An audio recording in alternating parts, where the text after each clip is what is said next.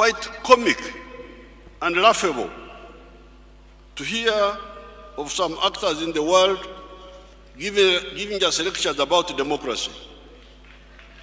You give me a lecture about democracy? What are your own credentials?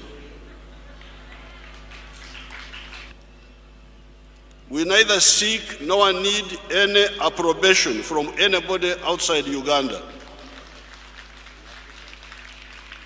except our peers in the African Union and NEPAD. If you want to know what we are doing in a respectful way, we can share with you.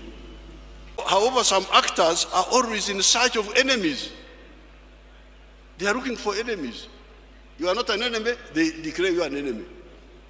When we are still fighting, are you pro-East or pro-West? Idiot, I am pro-Africa. So guys, here is President Museveni again giving a speech. This is after he won his seventh presidency. His seventh term, my bad. But this speech was he was pushing back against the West and the EU because they was trying to paint him as a dictator and saying that he is not democratic for what he did because of his seventh term and blah blah blah blah. So what he's saying here is he really don't care what the West or the East are. Where he say, idiots, I am pro-Africa at all times. He said the only people he will listen to is his colleagues, as in the African Union, because he's a part of the African Union, so he will listen to them. He don't have issue with that. But the West, EU, this is not a place where to come. And who are you to tell me what democracy is? That's what he's basically saying. What's your credentials? What make you the moral police or the gatekeeper of democracy? Because most of these EU countries who's talking about the democracy, they're not actually democratic because they use underhand ways and they use their intelligence services to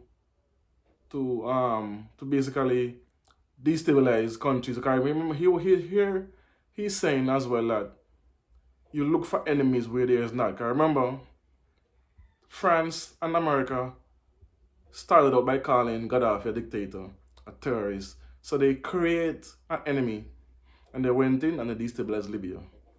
Same thing with Iraq. Same thing, remember? They claimed Saddam Hussein had weapons of mass destruction. They went in, destabilized the country, now the country is in chaos. And notice everywhere America go trying to impose their democracy, they leave it worse than how they found it. Till now, up to this day, they still see the repercussions of destabilizing these countries. American democracy does not serve the world. American democracy is, look at what's going on in America right now. And they claim they're the most democratic country, but yet this country is in turmoil across the board. And every topic you can think of, it's turmoil from the gay rights that they claim they're the most forward-thinking democracy with marriage and all that. Look at the divided cast right now with the whole transgenderism and the LGBTQ and then poverty. The poverty rate is rising. Hunger, homelessness. Remember what happened in the last election when they tried to overturn the election when Joe Biden won and they said the president. So if you're so democratic, why didn't that play out normally instead of they actually attack the capital?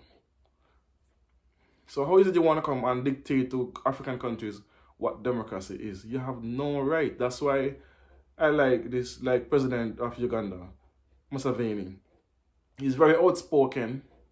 He says what's on his mind, and he's not afraid because what?